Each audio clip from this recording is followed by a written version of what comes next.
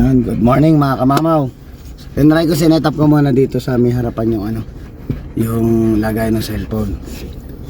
Pero ayusin natin, hanap ko ng pwesto, mas magandang pwesto. Ayoko kasi na masyadong may nakaharang sa harapan yung hindi tayo may istorbo. Gusto ko sana dito talaga sa gitna, kaso nga lang lagayan kasi ng camera yun. So ayan, it's Friday today. It's bully time. So ngayon, kukunin natin mga kamama yung cage na binili natin. Sundin muna ako. Kukunin ko yung cage na binili natin. Kahit pa paano naka-discount kasi tayo dun sa tropa natin kay Francis. Punta tayo sa Uncle Winners. Yan, alam ko kahit saan nata ang Uncle Winners mga kamamaw, pag gusto nyo bumili ng cage, kahit sa Uncle Winners, kahit sa branch, meron sila doon. Kasi usually pag nakabanggit sa akin ni Francis, yung may-ari ng Uncle Winners is mahilig sa aso, kaya yung pagpasok mo doon maraming gamit. Kasi hindi lang naman mga pampets yung nandun, marami nandun mga gulong ng sasakyan, bumper yung sa basta lahat ng gamit ng sasakyan. Merong bilyaran, merong blower, lahat ng assorted talaga na lahat. Maraming variety na pagpipilian na mga gamit sa bahay. Yon. Tapos ano pa dito? Ayan, magdadrive na muna ako. Sinama ko yung dalawa kasi yung dalawa is mas excited pa sa akin lumabas. So syempre alam mo naman, ang mga yan masama mo lang sa gala mo is okay na. Sana itong camera ay hindi gumalaw kasi mabilis ang kabit ko lang pero ayusin ko pa rin mga kamamaw. Sana nga hindi magulo para kahit paano medyo maganda ang kuha natin. And then hindi pa natin ginagamit yung isa nating cellphone dahil gusto ko pag ginamit ko naka-otterbox na yun. Ayokong gamitin ng walang case yun. Ayoko nang kahit itong cellphone na ito mga pag sinilip mo medyo madumi kung titingnan mo minsan kasi nga likabukan, pero pag pinunasa mo makinis na makinis, good as new pa rin mga kamamaw. Ganun kasi ako gumamit ng cellphone, hindi masyadong nag-aagas-gasan or something na medyo maingat tayo sa gamit.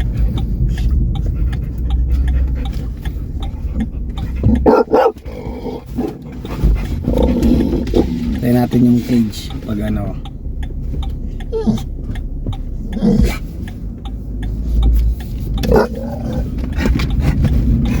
itong mat na masyadong excited. Ayun mga mama, magdadrive muna tayo. I'll get back to you. May dinaanan lang ako, bumili lang ako ng chicken feet mga kamamaw, tsaka yung chicken heart nila kasi maganda sa nila yun, para healthy. Tsaka mga kamamaw, iniwanan ko kanina, lagi ko sila iniwanan dito pero binubuksan ko yung sasakyan para warm sila. Nabubuksan na ni Legend kasi Legend pumapasok, naghahap na dito. Nabubuksan na niya yung lock ng bintana mga kamamaw. Kaya kanina nagdadrive ako, nagulat ako doon sa side mirror, ba't may ulong nakalabas ulo na Legend. Pero hindi naman siguro tatalo niya, kaso nga lang syempre hindi tayo sanay nang nagdadrive na nakalabas yung ulo ng mga alaga natin sa sasakyan. So ngayon parang tanda na sa akin na siguro gagawin ko na lang, instead na buksan ko yung sasakyan na yung heater, buksan ko na lang yung bintana. Kaso nga lang kasi malamig talaga mga kamama. Pero we'll see, ma-figure out ko kasi nung dumaan naman ako dito, pagtingin ko, in-start ko, pumunta na naman siya dito, napindot na naman niya siguro tong dito sa may harapan, nakabukas ng konti yung mga bintana. So iniisip ko, baka mamaya kasi baka wala. Hindi pa naman ako sanay, kumbaga hindi ko pa na-experience na nagbukas ako ng bintana, naiiwanan ko silang walang nakabantay, baka mamaya tumalon o mamaya may makita mamayang aso, ma-excite. Alam mo yung mga ganong mga senaryo, ayoko, natatakot ako pag ganun mga kamama. Kaya ngayon, double check ko ngayon. Siguro pag baba ako, pagkuha ko ng kulungan, hindi ko na lang i-start yung sasakyan, bubuksan ko na lang yung bintana para walang power ang sasakyan, para mapindot niya yung unlock tsaka lock nung bintana. Ano to, kamamaw na to?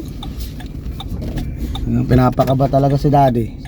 Sabi ko, next time wag ka nang makulit, baka mamaya mapano ka pa. Siyempre mahal na mahal ko yung mga mga kamamaw, yung may masama mangyayari sa mga ito. Kaso nga lang kung di ka nga nabantay, di mo masasabi, di ba? Kaya nga kahit pa paano, sana naintindihan tayo nitong makulit na legend na to. Lumilipat kasi. Hilig niya lumipat. Pag bumaba na ako, lilipat. Yan, tatry natin ilak ng ayun na mga kamamaw, drive na.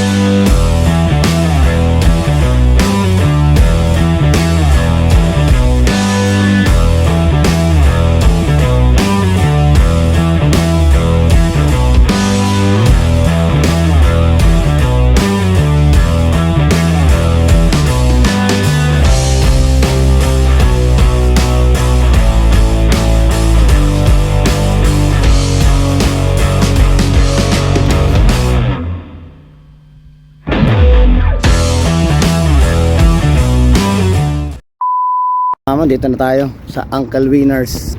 Yan. Pasok lang ako sa loob. Iniisip ko tong dalawang to, baka mamaya na naman pabuksan na naman yung pintuan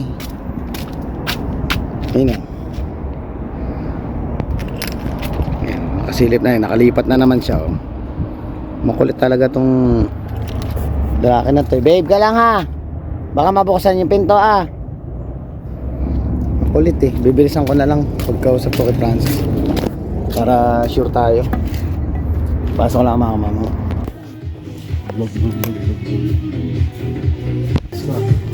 Sa bahay lang. Ayun nakuha ko na yung tulungan. Buti kumasya dito mga kamamaw. Hindi ko na masyadong nakakakwentuhan si Francis. Si Francis kasama ko sa Friday dati sa Pinas. Saktong-sakto mga kamamaw sa ating yan. I-assemble natin yan. Ayan, 4 feet siya. Yan. Not bad mga kamamaw. Magandang klaseng kulungan na to. Tsaka siguradong kasya yung dalawa dyan. Assemble natin sa bahay mamaya pag uwi natin. Yan mga kamamaw. Drive na pa uwi. Ayan, kaya ginawa kanina nung lumabas ako mga kamamaw. Ano na lang ginawa natin? Hindi ko na lang in-start yung sasakyan. Delikado pala yung naka-start yung sasakyan. Dalawa kasi to. Nag-automatic bumubukas yung pinto pag nakagana yung sasakyan. Tapos sasalubin yung pwede niya mabuksan yung pinto. So nangyari na yung isang beses na yon. Mangyayari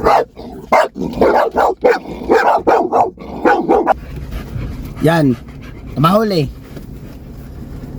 Pinagalitan ko muna yun, para at least hindi nila na yung mga habit na ganun. Babe,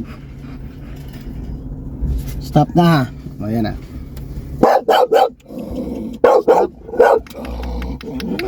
Babe na. Excited kasi ito masyado mga kamamo sa tao. Pero pag nilapit mo naman to, wala na akong problema. Lang tong pabebe lang talaga tong sera na to Yun, asa na ba yung pinag-uusapan na natin? Nakalimutan ko na mga kamamo. Ang kulit ng mga to. Sige, magdadrive na muna ako pag uwi. Tsaka assemble na natin. Sana magkasya yung dalawa. Malaki na yung dalawa kasi nag-message sa akin si kuya. Ang size daw ni Diesel, sinukat daw niya is 17 inches. Ang pagkakaalam ko talaga nung sinukat si Legend sa ABKC dati is 16. Last year lang yun 16. So hindi naman tatangkad na to Pero nabanggit din ni Denmark, sabi niya sa akin 18 daw si Legend. Ang pagkakabanggit kasi talaga ni Denmark dati nung sa ABKC, sabi niya 16. So in-expect ko 16 na si Legend. Tapos biglang nabanggit nga ni Coach Denmark 18 daw to. Kaya kasi nagulat ako, sabi niya 17 na si Diesel. Sabi ko laki. Sila Chopper kasi pag ipinantay mo kay Hera, mataas pa ng konti si Hera kay Chopper. Kay Hanabi mababa talaga si Hanabi. Kaya medyo nako-confuse ako. Maganda minsan sukatin na rin natin para sigurado tayo. Para yung isip natin kung talaga bang yun yung size ng alaga natin o nagkamali lang tayo, para malaman natin kung ano yung tama talaga. Ayan, para Ano ko rin kasi nagulat ako, sabi 70 na nga daw si Diesel. Eh sa mga tuta naman talaga mga kamamo, ang matangkad nung simula pa lang talaga si Diesel at saka si Mokang. Tapos itong si Chopper talaga yung pinaka run top the litter, talagang siya yung pinakamaliit na tuta nung lumabas. Tapos siya yung huling lumaki. Tapos ngayon nung lumaki siya, mas natangkadan pa niya si, ang feeling ko magkakasing height, si Hanabi, si Zoro, tsaka si Atlas. Yung tatlong yon same height talaga sila, pati yung ano nung katawan, yung haba nung katawan. Yung tatlong magkakaparehas. Si Chopper, tsaka si, feeling ko si Chopper, tsaka si ano tag dito, kalimutan ko, si Nami. Yun yung parang magka-same height. Ang matangkad si ano, si Mokang, tsaka si ano, si Diesel. Pero titingnan natin ngayong linggo kasi busy si ano eh, si Masten eh, hindi ko mapasyalan eh. Busy siya siguro sa trabaho, minsan hindi siya nagre-reply. Sabi ko sana papasyalan ko siya para makita ko yung dalawa. Yan ako sa park, yung dalawa tuta ko tsaka yung dalawang tuta niya. So yung mga kamama, magdadrive muna ako and then assemble na natin yung ano, yung kulungan. Yan mga kamamaw, natulog muna kasi ako, midlip ako para ito makabawi tayo ng pagod. Kaya na yung dalawa, kumain na silang lahat mga kamamaw, kumain na lahat. So ngayon mga kamamaw, kakabit na natin to. Napakabigat niyan mga kamamaw kanina nung binuhat ko siya. Nung binuhat ko siya kanina, pinasok sa loob ng bahay, mabigat mga kamamaw. Kasi manual ko lang siyang binuhat. So ngayon samahan nyo ako at i-assemble na natin.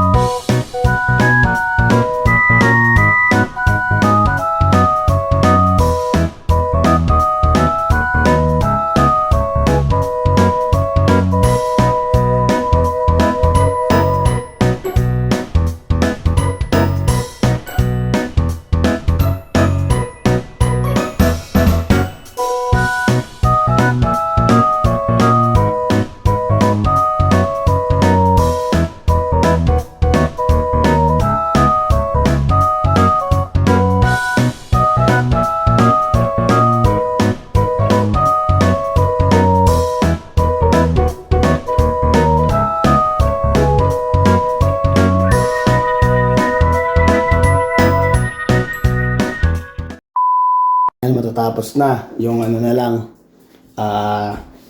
yung pinaka bubong, pinaka ulo, tsaka yung gulong. Ayan, kapit na natin mga kamamaw na malinis ko na rin doon. Hindi ko muna siya lalagay, pero balak talaga namin lilipat namin doon yung ano, yung kulungan na to para pang kay baby Jacob yung peso na to. Sige mga kamamaw, tapusin na natin. Yan mga kamamaw natin, malaki. Kasi silang dalawa. Ngayon, linisin ko muna yon at mailipat na natin mga anaga natin. Yan mga kamamaw, natapos din. Oh, medyo lumawag na pero tinanggal ko na. Andun pa yung iba. Basta doon ko ililipat, dito ko ililipat sa may ilaw na to. Yung kulungan na yan next time. So try natin kung papasok ang mga kamamaws. Natin. Inside, come on. You go inside. Go inside the baby. Go inside the baby. Inside ka, inside. Good boy. Pasok. Oh, inside. Hanabi. Inside ka. House mo yan, house. New house. New house yan, new house. Wow, very good. Good boy. Good boy. No, ganda naman ang house nila yun. Pero maano ka mama, no? Mauga natin mauga. Baka sa uno lang. Okay, gets ko na mga kamamaw. May isang piraso kasi dito. Ayun oh, nakita ko. May butas dun sa... Para dun pala yun, ayun, nakita ko. Kakapit ko lang mga kamamaw, wait lang. Yun, nakapit ko na ito oh. May isang piraso kasing sobra, inisip ko para saan to. Pala yung patungan. Yan oh. So hindi na siya kanina nung sumakay si lumulundo.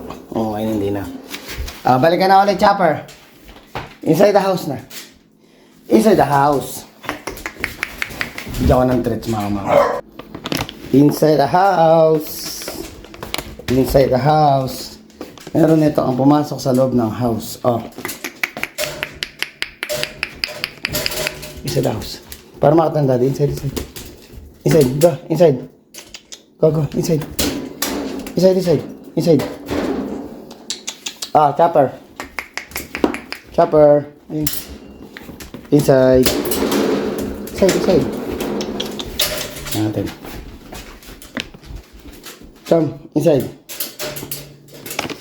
Chopper. Hanabi, come. Inside the house. Come.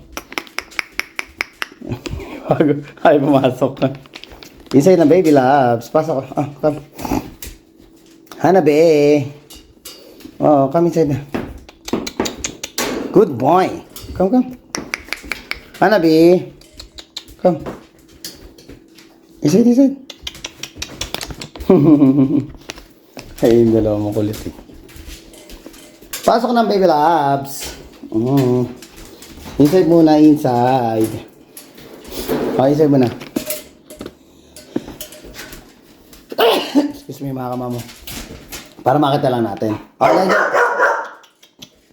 and mga kamamo, pakita ko lang sa inyo. Kasi sila oh. Kahit nga si Legend tsaka si Hera, kasi silang apat. Maluwag eh.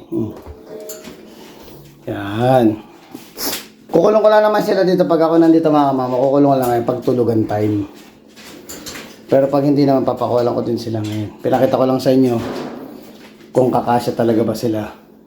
Yan malaki. Nice one. Maganda yung nakuha natin quality. So ayun mga kamama, hanggang dito na lang muna yung vlog natin. Please don't forget to like, share, subscribe, and hit the notification bell for more updates of my video. See you mga kamama.